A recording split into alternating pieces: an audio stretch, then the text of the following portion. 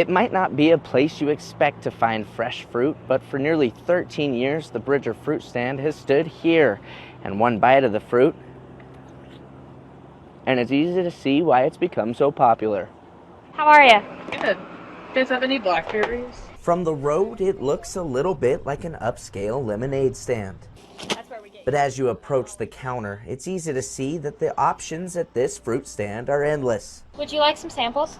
What do you got for samples? Everything. Oh, sure. Ooh. Its humble appearance ironic, considering how the stand first began. It wasn't even really intentional the way it started. The unintentional beginning, a simple trip to Flathead Lake where the Schrock sisters had the chance to pick the infamous Flathead cherries. So we picked way too many to eat and ended up selling them along the road and thought it was a good way to make money. That became an annual tradition. The Schrocks would venture to western Montana, loading up their Ford Explorer with as many cherries as it could hold.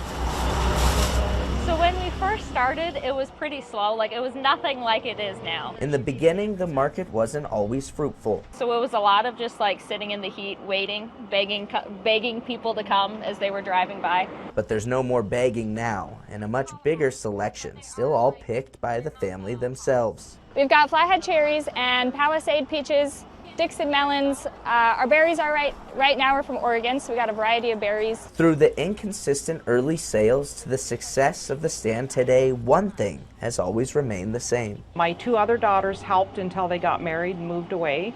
And now I have daughter-in-laws and grandchildren that like to come help. I love working with family. So I've been working the fruit stand for more of my life than I haven't been. A way of life How's it going? with no end in sight. We'll just have to see, but at this point it seems like we'll keep at it for a while. In Bridger, Charlie Kleps, MTN News.